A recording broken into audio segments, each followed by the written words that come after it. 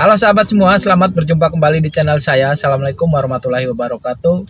Pada siang ini saya akan memberikan tutorial yaitu cara penggunaan setengah kopling.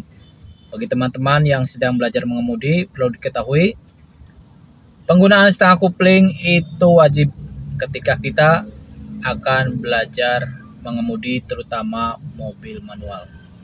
Lantas kapan kita akan menggunakan sistem setengah kopling? Yang pertama, ketika kita menemui jalanan macet, di situ merayap, kita akan menggunakan setengah kopling. Kemudian ketika kita merayap di tanjakan, kita juga menggunakan setengah kopling. Kemudian ketika kita berada di jalanan yang jelek, berlubang ataupun jalan tidak rata, di situ kita akan gunakan setengah kopling, berjalan perlahan-lahan. Kemudian ketika kita ada polisi tidur, kita memperlambat kendaraan, disitulah setengah kopling. Lantas bagaimana cara prakteknya untuk penggunaan setengah kopling ini? Silahkan teman-teman tonton videonya. Semoga bermanfaat buat kalian semua yang sedang belajar mengemudi. Oke teman-teman, saya akan memberikan contoh dengan menggunakan mobil ini. Saya akan simak. Saya sengaja mencari jalan yang sempit biar banyak menggunakan kopling. Oke, ketika jalan masih lancar seperti ini, kita kopling dilepas. Nah, kemudian seperti ini kita memperlambat, bisa kita gunakan setengah kopling, perlahan-lahan maju kembali. Nah, seperti ini. Karena berpas-pasan dengan kendaraan lain, kita ngalah, kita juga bisa menggunakan setengah kopling.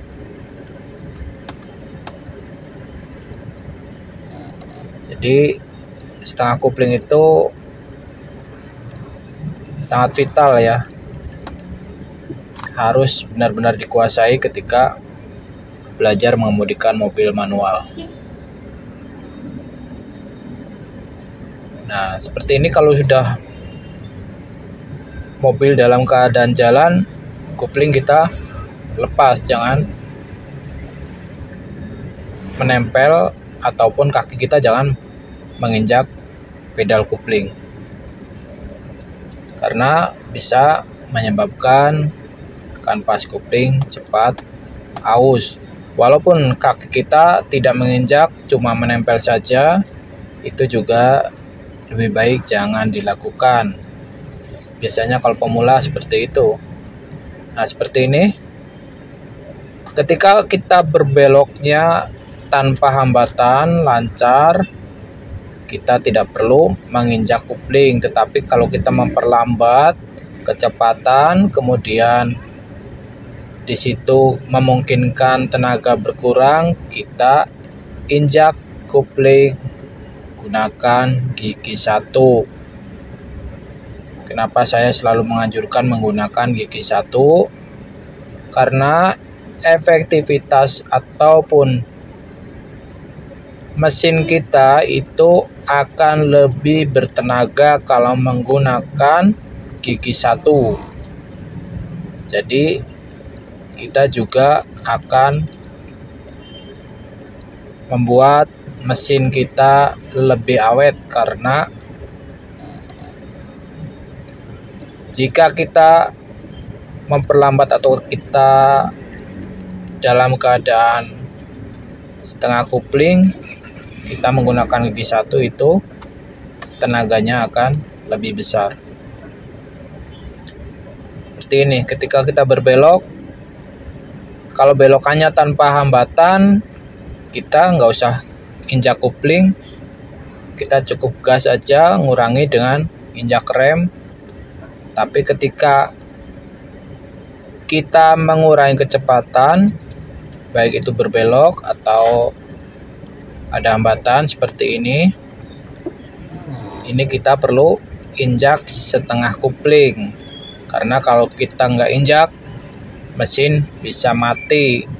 Jadi kita memerlukan setengah kopling.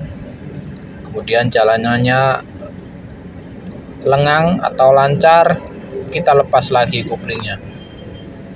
Jadi seperti itu ketika kita mengemudikan mobil manual.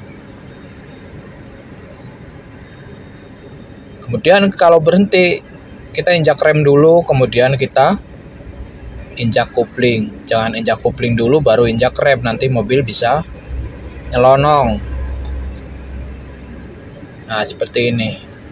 Pertigaan sempit ini, kalau dari depan tidak ada mobil, kita tidak perlu injak kopling. Kita cukup injak rem aja untuk mengurangi laju kendaraan. Nah, seperti ini.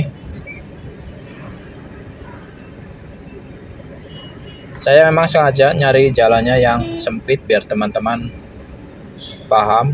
Kemudian kalau untuk posisi kanan kiri, teman-teman bisa lihat di video-video saya selanjutnya sebelum ini ya. Banyak membahas mengenai cara mengetahui bodi kanan dan bodi kiri. Kemudian ketika berhenti, kita injak rem dulu, kemudian kopling injak, persneling kita netralkan, kemudian rem tangan kita di-on-kan atau kita tarik, dan kedua kaki kita bisa rileks tanpa harus menginjak pedal rem, dan juga pedal kopling harus dilepas. Kemudian ketika di jalanan seperti ini, gigi sudah masuk di gigi 3 kira-kira, kita kaki kiri kita lepas dari pedal kopling, jangan ditempel di situ. Kita hanya menggunakan kaki kanan saja untuk menginjak pedal gas. Seperti itu kira-kira. Jika belajar untuk mobil manual, usahakan selalu dibiasakan kaki kiri jangan nempel di pedal kopling, karena itu akan terbawa nanti ketika kita sudah lancar mengemudi. Kalau dari awalnya begitu biasanya suka ke bawah ya. Jadi saya sarankan dari awal belajar itu kaki kiri dilepas. Kemudian seperti ini kita gunakan setengah kopling. Oke teman-teman semua, demikian bahasan kali ini. Semoga ada manfaatnya buat teman-teman semua, khususnya yang sedang belajar mengemudi.